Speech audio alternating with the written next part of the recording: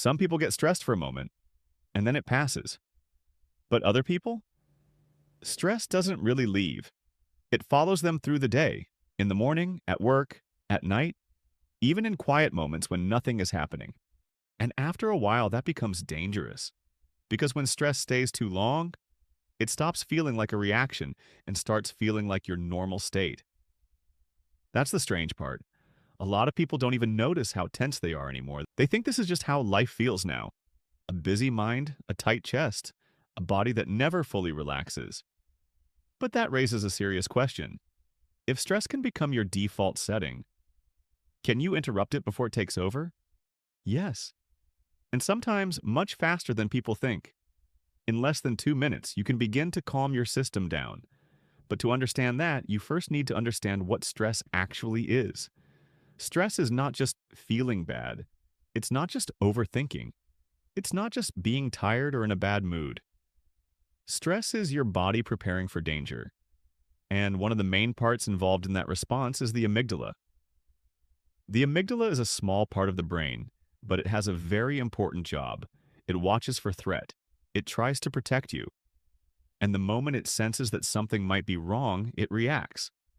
That reaction can be useful when the danger is real. If you're in actual risk, you want your brain to respond quickly. But the problem is this. The amygdala is not always good at telling the difference between real danger and psychological pressure. It can react to an argument, to a memory, to a message on your phone, to overthinking, to uncertainty, to the feeling that something bad might happen, even when nothing is happening right now. And when the amygdala reacts, your body starts releasing cortisol. Cortisol is the main stress hormone. In the right situation, cortisol is useful. It helps your body get ready, it gives you energy, it makes you alert. But when this keeps happening again and again, cortisol stops being helpful and starts becoming exhausting. Because your body was not built to stay on alert all day. That's why chronic stress feels so heavy. It's not just in your head. Your whole system starts acting like it needs to survive something. And here comes the uncomfortable truth. No doctor, no pill, and no outside solution can create a deep change for you if you never notice your own patterns. Because before you change stress, you have to catch it. You have to notice the moment it starts. You have to see what your mind is doing, what your body is doing, what keeps triggering the same loop. That's your responsibility, not because everything is your fault, but because no one else lives inside your body except you. So what can you actually do when you feel that stress building up?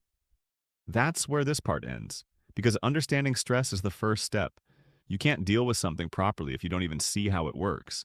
And in part 2, we'll get into what actually helps, how to deal with this stress, and how to break the cycle before it takes over. So if you want part 2, leave a like, and if you enjoy this kind of content, subscribe. I'll see you in part 2.